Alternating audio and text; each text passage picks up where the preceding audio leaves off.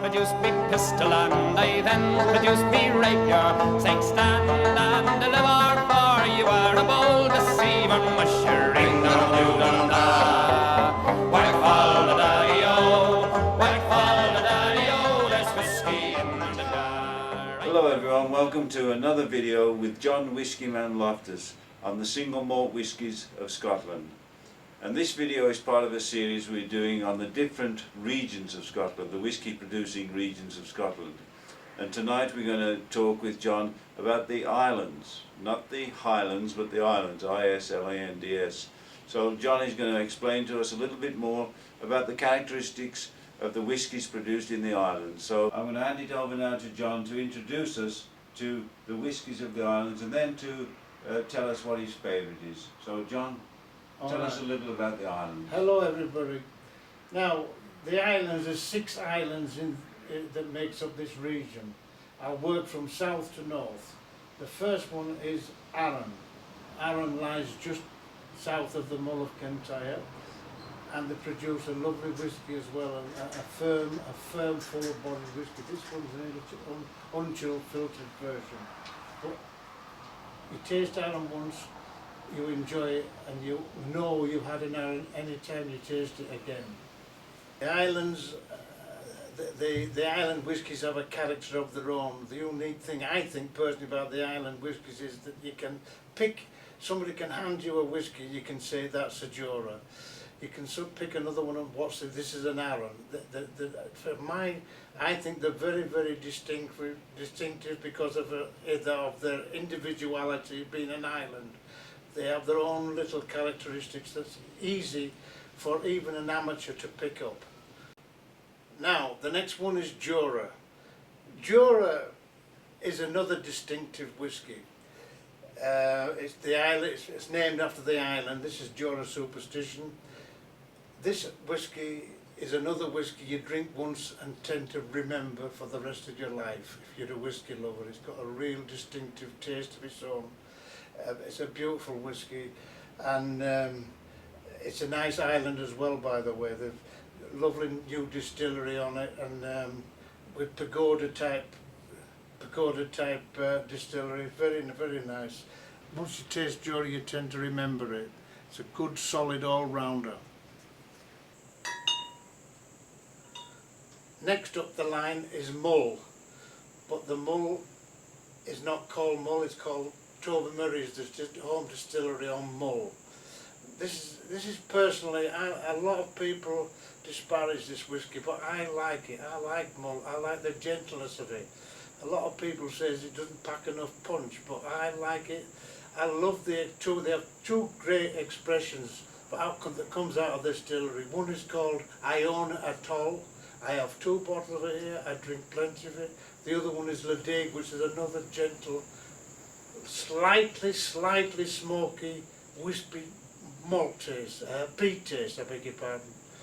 The Iona Atoll I love, and I'm never afraid to introduce anybody who's never tasted smoky or peaty whisky to Iona Atoll, because a lovely gentle smoke. It leads you into the whisky, and it's very, very palatable and easy on the taste, and a lovely, lovely mild finish. People like this whisky as an introduction.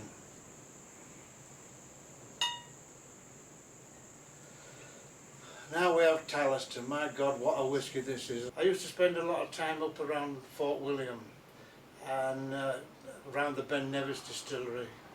And from Fort William out to Mallaig, it's one of the most picturesque roads in Scotland, a beautiful drive.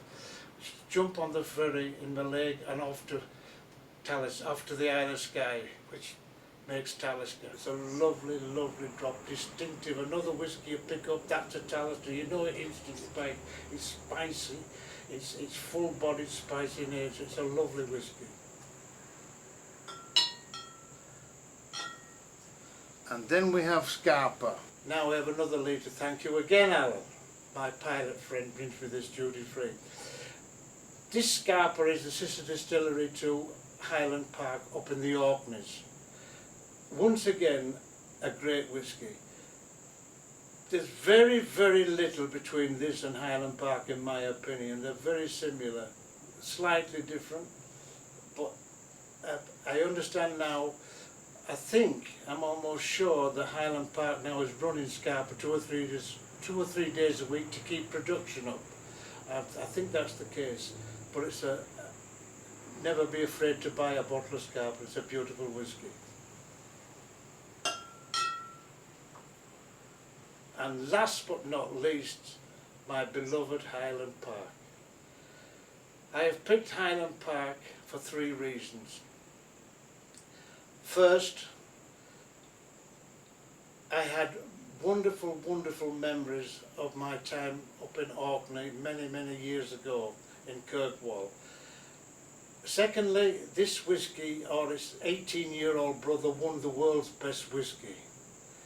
And thirdly, I simply love it. Although the choice of picking this above all the rest has been quite hard. All these whiskies are great, but I've chosen Highland Park, and this is the whisky I'll be talking about, featuring tonight.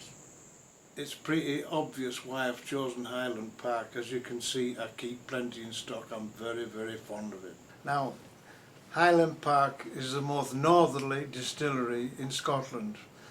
Actually, it's only a stone's throw. It's in Kirkwall, only a stone's throw away from Scarper. It's a very, very windy island indeed. I was up there a few times. Believe me, it'd blow a dog off a chain.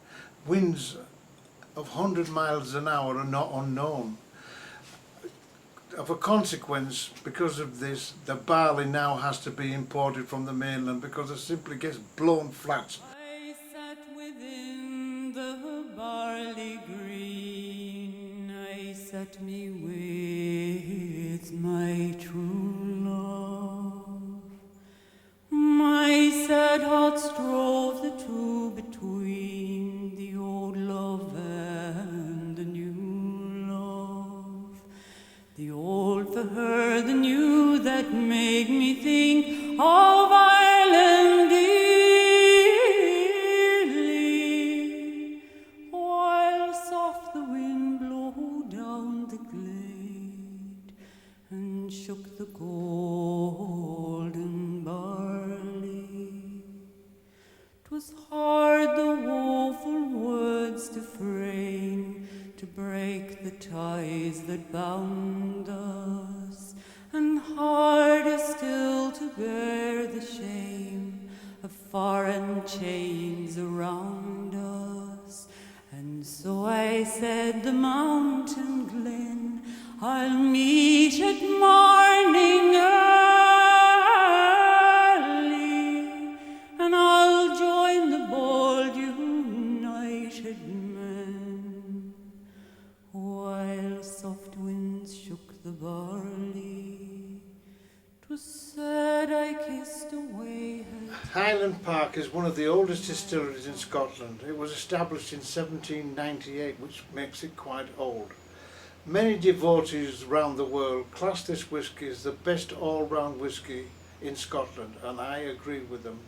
It's a consistently brilliant whisky. Once I read that somebody wrote that Highland Park is the ideal after dinner dram, and I heartily agree with them. It is. I have one after dinner many, many times. It's ideal for that. The last time I counted, they had won at least 23 awards, which is a while back. So no doubt they've added to that total by now, and deservedly so. I've really enjoyed talking about Highland Park, one of my very favourite whiskies, and Highland Park and Orkney and Kirkwall invokes many, many great memories for me. I'll just give you a brief little story about what happened to us. It would have been all of 55 years ago. A friend of mine came over to my house and asked me to go up to Orkney with him to attend the funeral of one of his workers who died. And we went there. It was a horrible, horrible winter. I remember driving through Glencoe in snow. I had a big American car at the time, and we drove through Glencoe. And anyway, eventually we got there for a long, hazardous trip, it really was. And we got there. My friend did the family, the widow and the family, a tremendous service, which invariably a lot of the people got to know, although we didn't want them to. And we found out that we were being treated royally. In the pub we didn't have to pay for a drink, in the cafes we never had to pay for the thing. Wherever we went we were treated royally. And we wondered why, until it finally tumbled that somebody had told the islanders what we'd done. All these people now will be long dead. I should well imagine they'll be long dead, because they were elderly at the time and we were quite young. Anyway, one day this old man, wizened old type, came in with a wooden bucket, and in the wooden bucket he had Highland Park. Where the hell he'd got it from I don't know, but he said, "Are you the two guys from the mainland?" We said, "Yes." He said, "Well, here you are, and Slaughter, get into it."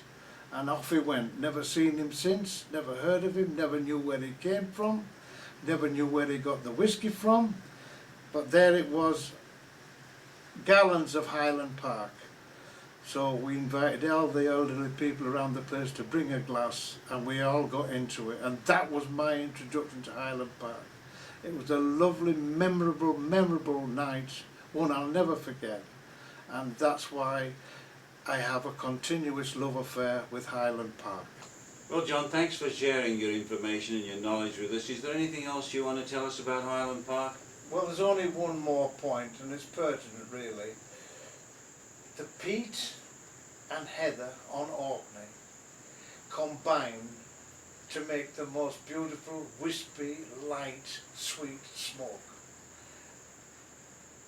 And this in Highland Park, I believe honestly, is what makes this Highland Park whisky so special.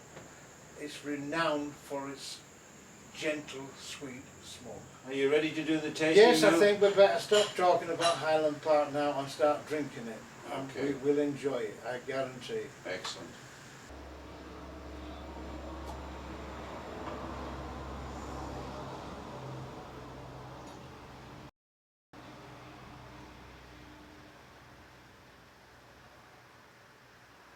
Well, as always with Highland Park, it's a beautiful amber, the colour. My goodness, this is full of character on the nose.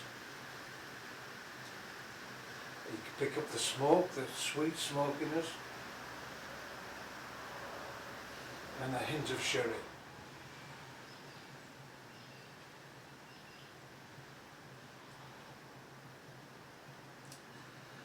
This is a really well balanced flavour.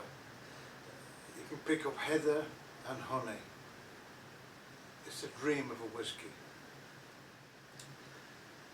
The finish is long and spicy, and it's got a wonderful subtle dryness.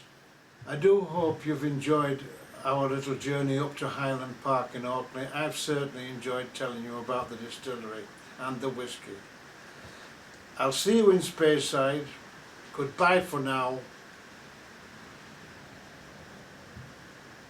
Slaughter. I sat within the barley green, I sat me with my true